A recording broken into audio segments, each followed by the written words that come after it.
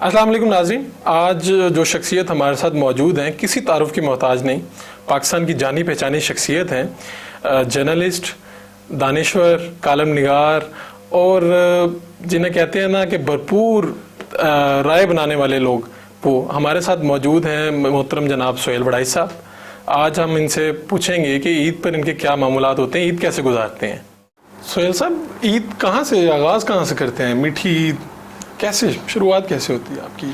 Definitely जो है सेवियों का शुरू से ही रिवाज है घरों में। अच्छा। तो शीर खुरमा, पहले तो सूखी सेवियां होती थी, ऊपर दूध और जो चीनी डाली जाती थी। अब कई सालों से अब शीर खुरमा का रिवाज है और वो रात को ही तैयार हो जाती हैं और सुबह सुबह ठंडी ठंडी खा के तो मस्जिद की तरफ रवाना हो जाते हैं। तो क्या सर, आप गाँव की ईद और शहर की ईद क्या फ़र्क देखते हैं इसमें? गांव की ईद जो है उसमें बहुत अपने बुज़ुर्ग, अपनी बरादरी, अपने उनसे मुलाकात और एक रवायत बनी होती थी। मसलन हम सारी फैमिली जितनी देर गांव में ईद करते रहे हैं तो एक ख़ास किस्म के रुमाल थे जो हम पहन के सर पे ईद पे जाते थे और एक ख़ास कालीन होता था जो हम नीचे बतौर जाए नमाज बिछाते थे। तो अब लाहौर में जब से ईद मनानी शुरू की है, अब यहाँ बस चले जाते हैं टोपी पहन के और जो है वो एक डिस्टिंक्ट चीज़ जो है वो ख़त्म हो गई है। तो सर, क्या ईद का जो जोड़ा है, जैसे ईद का लिबास, उसका क्या एहतमाम करते हैं? शुरू से क्या आदत थी बचपन से, और अब क्या है, रवायत क्या है? बचपन में तो बड़ा शौक़ होता था, नए कपड़े मिलें, नई जूती मिले।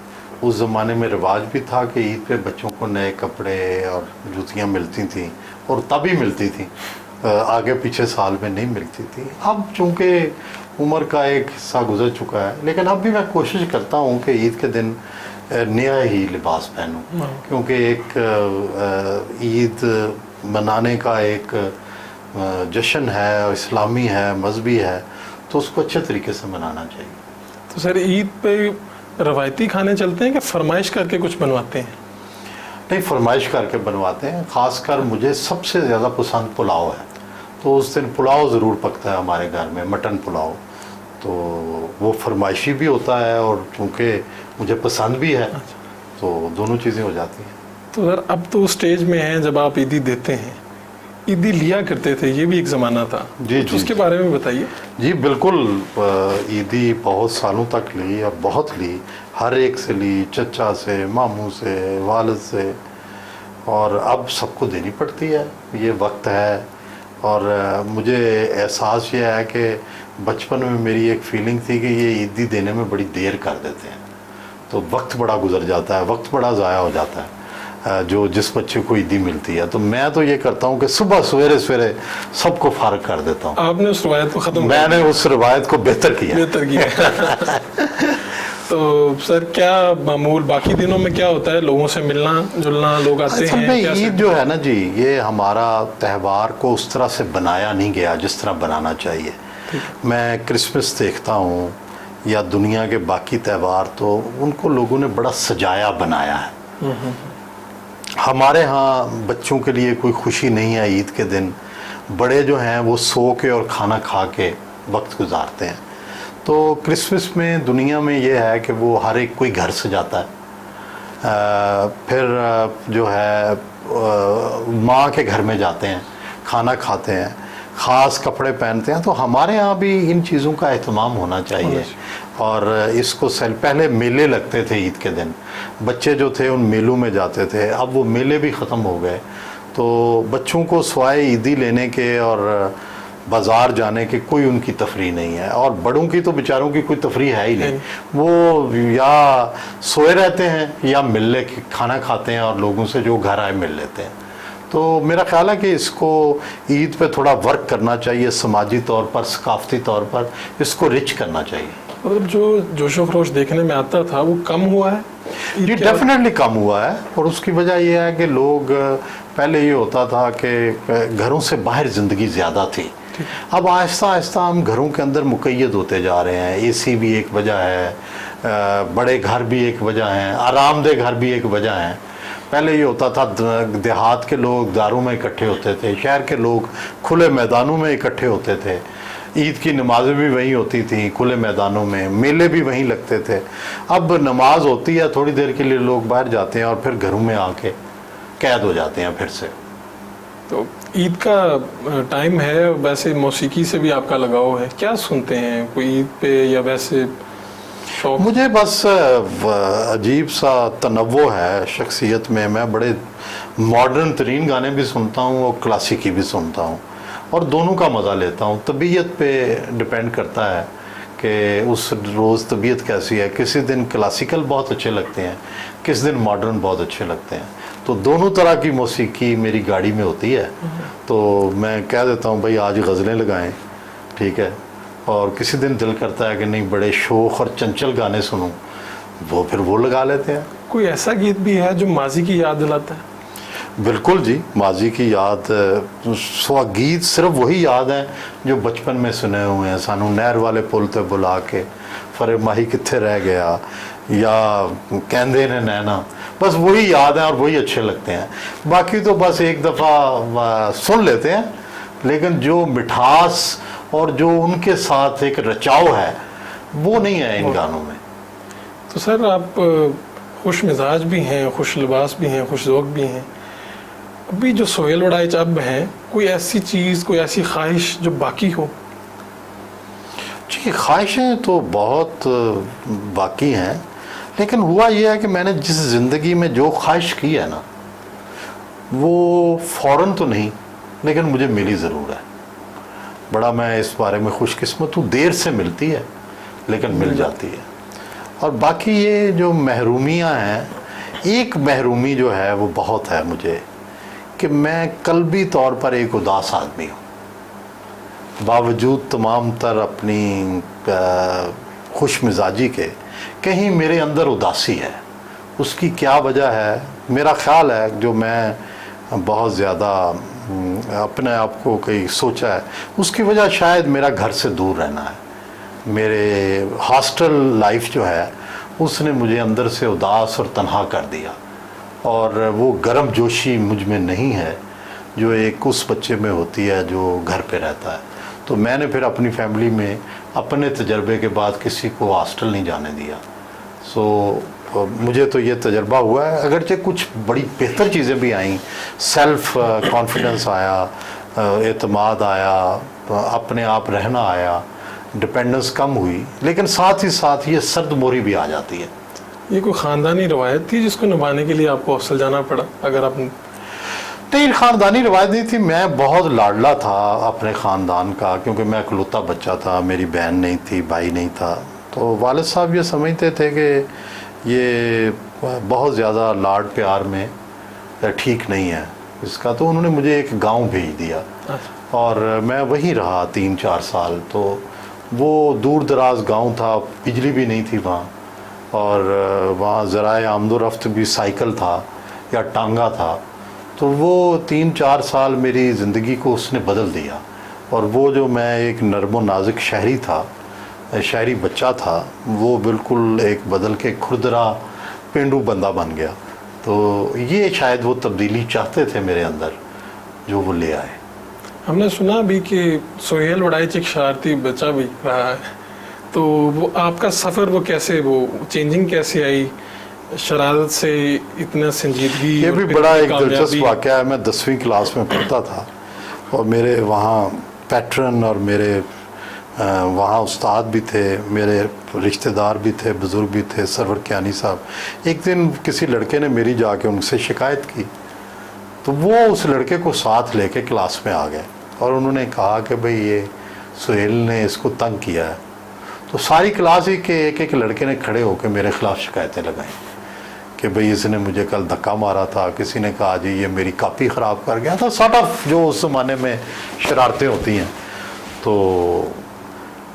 بس وہ انہوں نے چچا میرے تھے وہ سرور کیانی صاحب، تو انہوں نے وہ ان کی شکایتیں سنی اور چلے گئے، اور انہوں نے مجھے ایک لفظ نہیں کہا۔ تو میں گھر آیا، پھر بھی انہوں نے کچھ نہیں کہا، کبھی نہیں انہوں نے زندگی میں اس واقعے کا دوبارہ ذکر نہیں کیا۔ لیکن اس واقعے کا اثر یہ ہوا کہ میں نے سوچا کہ یار یہ میں عجیب آدمی ہوں کہ میرے سے ہر بندہ ہی ناراض ہے.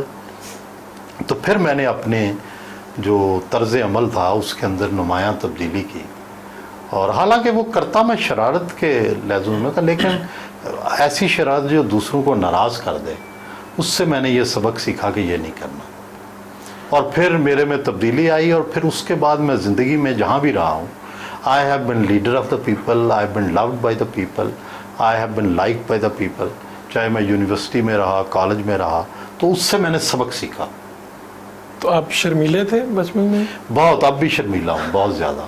جو اگرچہ میں ٹی وی پہ بھی آپ مجھے دیکھتے ہیں, تقریر بھی میں کر لیتا ہوں چھوٹی موٹی, اور بظاہر بڑا بے دھڑک آ جاتا ہوں, لیکن میرے اندر جب بھی میں سٹیج کی طرف قدم بڑھاتا ہوں, ایک دفعہ میرا دل دھڑکتا ہے کہ آج میں کیا کروں گا. وہ شرمیلا پن موجود ہے. میں اب بھی میری خواہش ہوتی ہے کہ میں کسی کمرے میں داخل ہوں تو سب سے اگلی کرسی پہ نہ بیٹھوں, سب سے پچھلی کرسی پہ بیٹھوں. میں اپنے گھر میں بھی کبھی ڈائننگ ٹیبل کی ہیڈ ٹیبل پہ نہیں بیٹھا, میں ہمیشہ سائڈ پہ بیٹھتا ہوں. کلاس میں بھی میں سب سے پیچھے بیٹھتا تھا, کبھی بھی میں فرنٹ بینچر نہیں رہا, بیک بینچر رہا ہوں. تو شہرت کی بلندیوں پر ہیں, کبھی سوچا تھا؟ کبھی نہیں سوچا تھا, کبھی خواہش بھی نہیں تھی, سوچا بھی نہیں تھا. یہ تو قدرت کے ہچکولے ہیں جو یہاں لے آئے ہیں.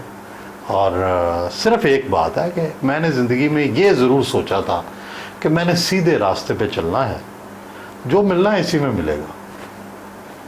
تو یہ جو سیدھا راستہ ہے یہ مشکل بھی ہوتا ہے, کٹھن بھی ہوتا ہے؟ مشکل ہوتا ہے, لیکن میرا خیال ہے کہ اسی میں مل جاتا ہے.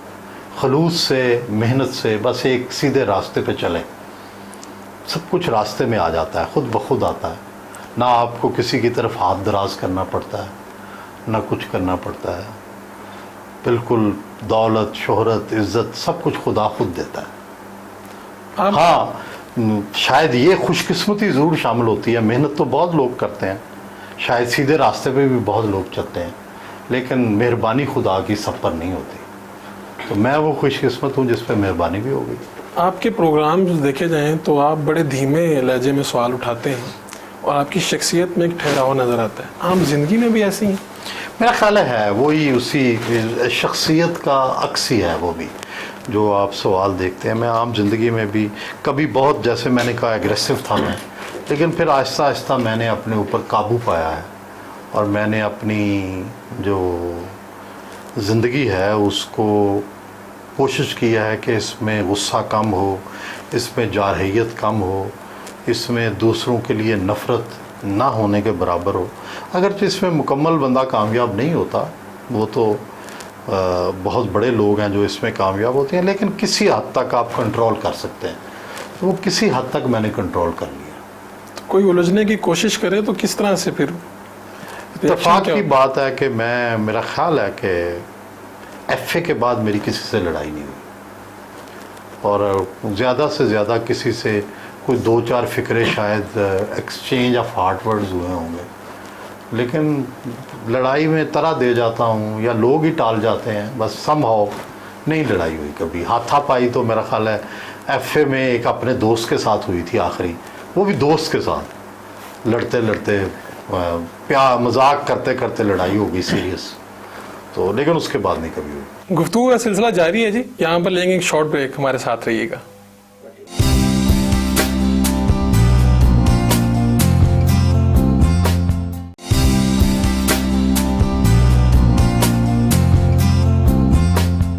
ویلکم بیک جی. یہیں سے پوچھتے ہیں ان سے کیا سلسلہ تھا. تو یہ ماڈرنزم کی طرف جانا تو اچھی چیز ہے, یہ بتائیے کہ جو خاندانی روایات اپنا دیکھیں, جو ایک ہوتی ہے کہ سماجی رویے, جی, وہ نہیں بدلنے چاہیے. جو ہماری بزرگوں کی عزت ہے, بچوں سے محبت ہے, ایک دوسرے سے, پڑوسیوں سے, جو ہمارے رسم و رواج ہیں, وہ اسی طرح. مثلا Japan is a good example, China is a good example.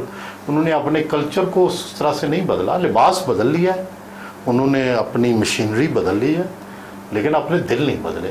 ہمیں بھی دل نہیں بدلنے چاہیے. باقی تو کپڑے تو آتے جاتے رہتے ہیں, کبھی انسان नंगा फिरता था, फिर उसने लंगोट पहन लिया, फिर लंगोट से फिर सारे कपड़े पहन लिए, अब फिर दोबारा उतार रहा है। तो ये तो चलता रहता है। पूरी दुनिया में सफर करते हैं, कौन सी जगह बहुत खूबसूरत है जो दिल को लगी और बार बार? हॉलैंड बड़ा अच्छा लगा, टर्की बड़ा अच्छा लगा। अच्छा। ये दो दुनिया के ममालिक ऐसे हैं, तुर्की, और तुर्की में खासकर जो, चूँकि वो ऑटोमन एम्पायर का हेडक्वार्टर रहा है, कैपिटल रहा है, तो वहाँ बहुत सारी चीज़ें हमारी हिस्ट्री की कॉमन है कि मसाजिद, वाक़यात, तो वो मैं बड़ा एंजॉय करता हूँ उन चीज़ों को। हिस्ट्री से मुझे बड़ा लगाव है, तो इस वजह से वो मुझे ज़रा ज़्यादा अच्छा लगता है। सर, कितना वक्त मुतालिया को और सियाहत को और बाकी चीज़ों को किस तरह से डिवाइड करते हैं अपने वक्त को? मन मौजी से बंदे हैं, जो दिल किया कर लिए, बस मलांग से बंदे हैं। कोई इतनी ज़िंदगी तरतीब जो है ना वो इतनी नहीं है। बस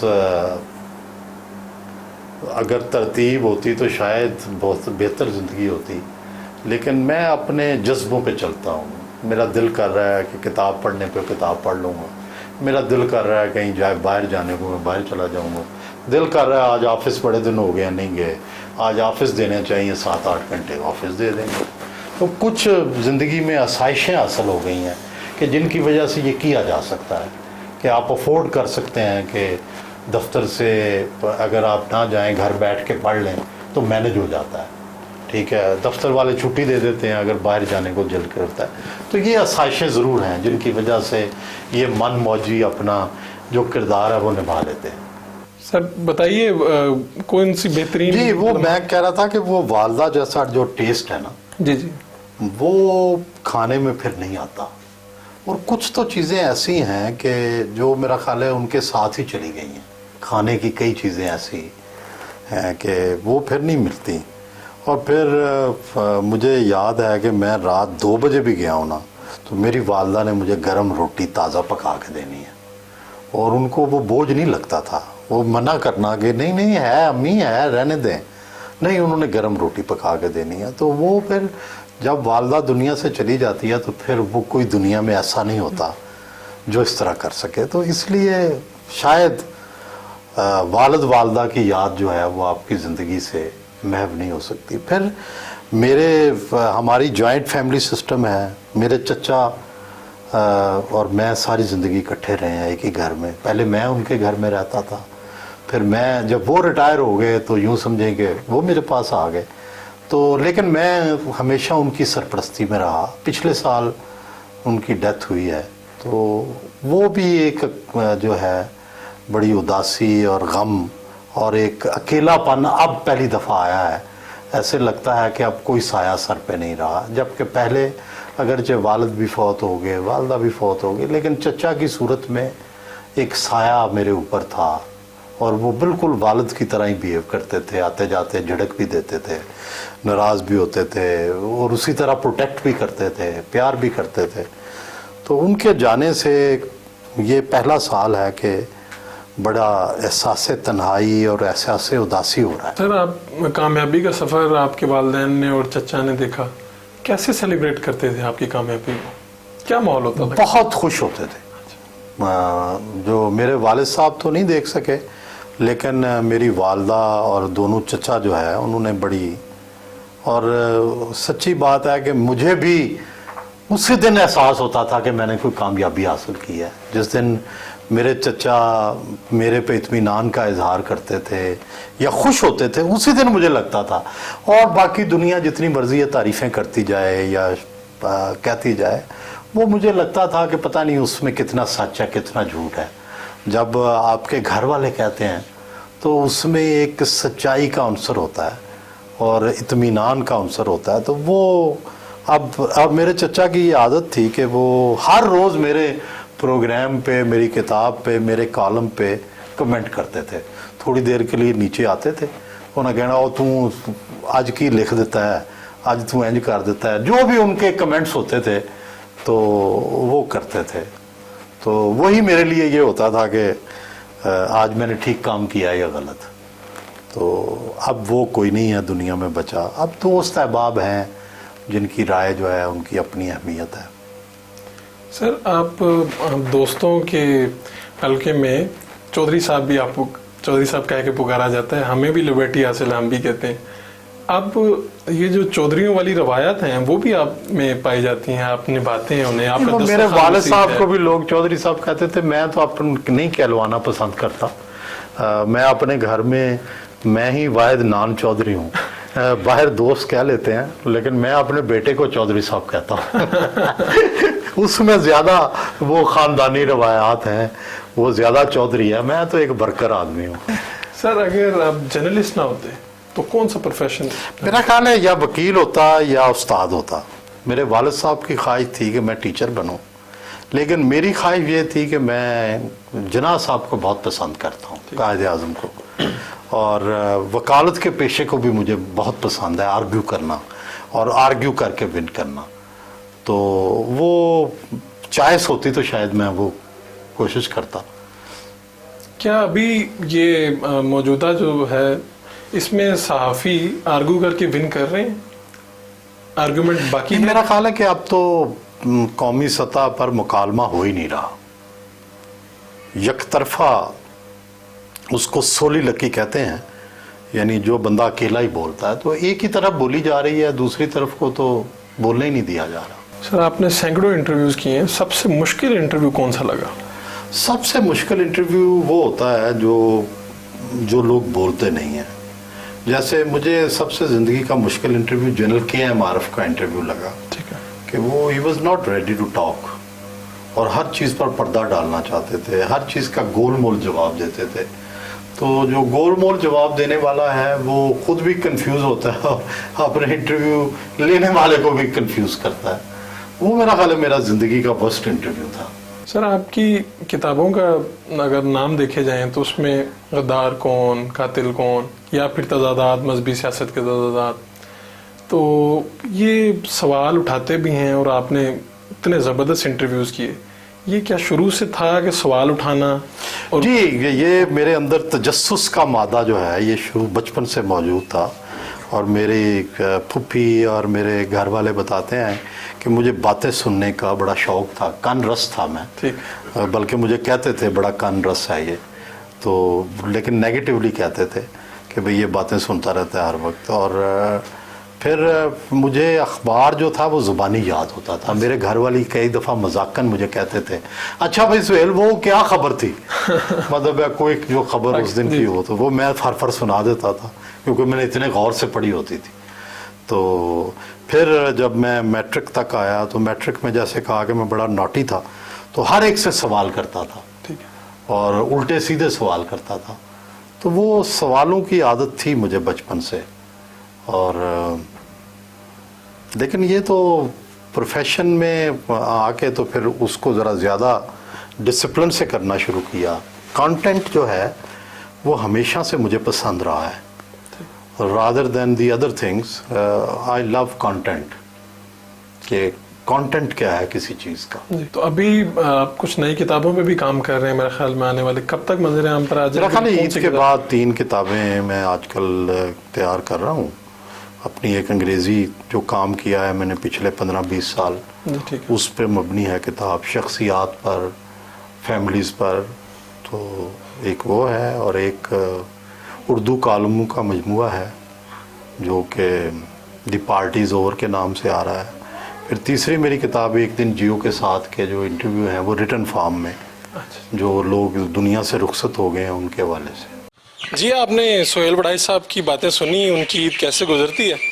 तो हमारे साथ रहमत वड़ाइच मौजूद हैं, उनके बेटे हैं। हाँ जी, कैसे गुजारते हैं आप अपनी ईद? मैं ज़्यादातर एक तो अपनी फैमिली के साथ और अपने दोस्तों के साथ ईद को सेलिब्रेट करता हूँ। तो बाबा कितनी ईदी देते हैं? हर साल बदलती रहती है। क्या आजकल कितनी मिल रही? आजकल तो 2000 तक मिल जाती है। तो क्या बाबा से मांगनी पड़ती है ईदी और मामा से, कि खुद ही दे देते हैं? जैसे ही नमाज पढ़ के आता हूँ तो फ़ौरन से मिल जाती है। क्या अच्छा लगता है बाबा का जब आप जाते हैं और लोग कहते हैं ये सुहेल साहब के बेटे हैं? सबसे ज़्यादा अच्छी चीज़ बाबा की क्या लगती है, और कैसी फीलिंग आती है जब लोग कहते हैं कि सुहेल वड़ाइच साहब के बेटे हैं ये? क्योंकि उनको बहुत लोग जानते हैं, मशहूर हैं, और वो इतने नाइस हैं, तो इसलिए अच्छा लगता है। सबसे अच्छी चीज़ क्या है अगर पूछी जाए बाबा की सबसे अच्छी चीज़? وہ نہ ہی ڈانٹتے ہیں اور ہر چیز لے کے دیتے ہیں. تو اب آپ یہ بھی بتائیے کہ عید کے اوپر کیا صرف نماز پڑھ کے آتے ہیں، اس کے بعد کچھ کھاتے ہیں اسپیشل، کوئی میٹھا، یا کیا کرتے کیا ہیں، روٹین کیا ہوتی ہے؟ نہیں، سب سے پہلے تو اٹھ کے نماز پڑھنے جاتے ہیں، اس کے بعد پھر آگے کھاتے ہیں میٹھی چیزیں، اور پھر عیدی ملتی ہے اور پھر اپنے دوستوں کے ساتھ دن گزارا جاتا ہے. اچھا، تو جی یہ تھے رحمت وڑائچ، اور ان کی عید ایسے گزرتی ہے. سہیل وڑائچ صاحب کی آپ نے گفتگو سنی، تو یہ چھوٹے وڑائچ صاحب ہیں، یہ بھی بڑا انجوائے کرتے ہیں عید. تو ہم آپ کو یہ دکھاتے رہیں گے کہ سہیل صاحب اور ان کے گھر والے عید کیسے گزارتے ہیں. جی آپ نے دیکھا سہیل وڑائچ صاحب اس طرح اپنی عید انجوائے کرتے ہیں، اور یہ عید ہم اسی طرح مناتے رہیں گے. اپنے میزبان فاروق شہباز کو اجازت دیجیے، انشاءاللہ پھر ملاقات ہوگی. اپنا اور اپنے آس والوں کا خیال رکھیے.